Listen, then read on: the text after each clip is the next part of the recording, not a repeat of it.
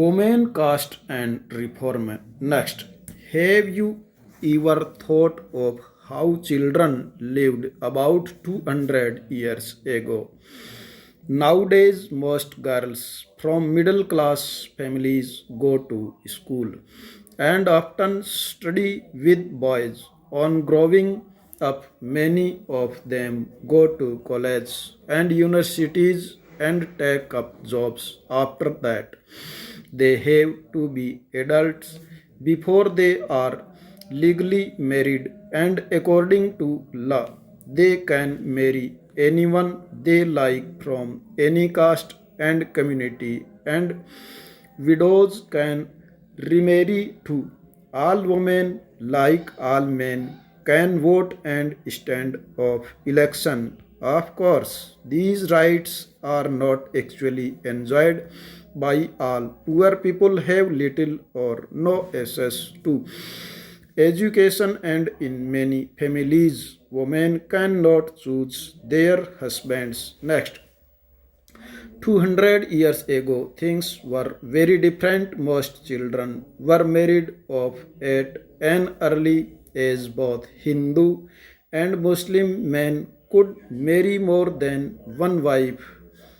In some parts of the country, choose death by burning themselves on the funeral pyre of their husbands. Women who died in this manner, whether willingly or otherwise, were called sati, meaning virtuous women. Women's rights to property were also restricted. Besides, most women had virtually no access to education. In many parts of the country, people believed that if a woman was educated, she would become a widow. Next, difference between men and women were not the only ones in society. In most regions, people were divided along line of caste. Brahman and considered themselves as upper caste. Others, such as traders and money lenders, often referred to as Vishyas, were placed after them. Then came peasants and artisans, such as weavers and potters, referred to as Sudharaj. At the lowest run were those who labored to keep cities and villages clean or worked at jobs that upper caste considered polluting. That is, it could lead to the loss of the caste status. The upper caste also treated many of these groups at the bottom as they were not allowed to enter temple, draw water from the wells used by the upper caste, or bath in ponds were upper caste bathed.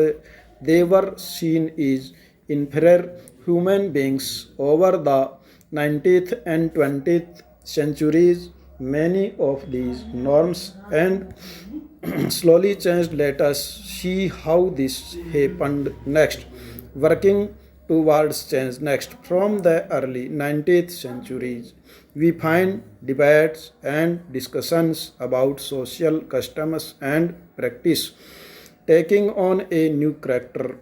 One important reason for this was the development of new form of communication. For the first time, books, newspapers, magazines, and pamphlets were printed. These were far cheaper and far more accessible than the manuscripts that you have read about in class 7. Therefore, ordinary people could read these, and many of them could also write and express their ideas in their own language. All kinds of issues, social, political, economic, and religious, could now be debated and the discussed by men and sometimes by women as well. In the new cities, the discussions could reach out to a wider public and could become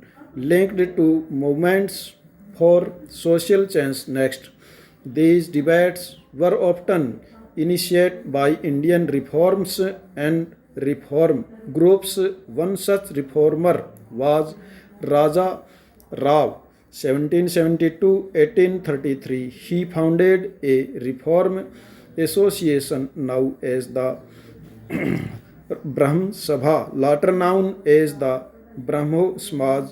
In Calcutta, people such as Rai are described as reforms because they felt that changes were necessary in society and unjust practice needed to be done away with. They thought that the best way to ensure such change was by persuading people to give up old practice and adopt a new way of life. Next, changing the lives of widows.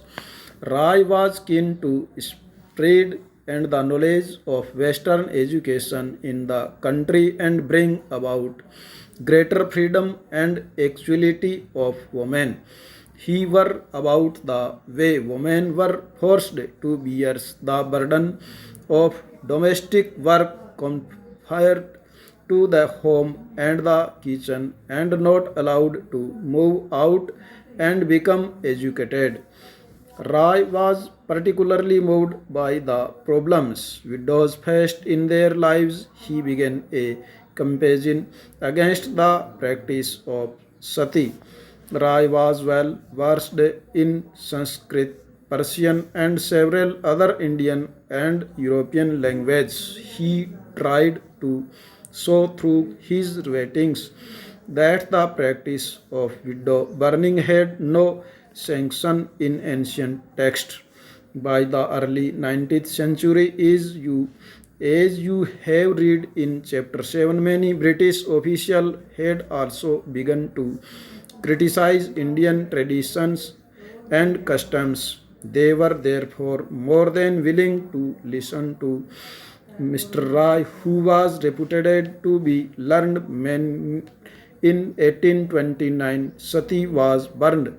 Next, the strategy adopted by the Rai was used by later reformers as well. Whenever they wished to challenge a practice that seemed harmful, they tried to find and worse sentence in the ancient secret text. The sport that point to view the view suggested that the practice as it is existed at present was against early tradition.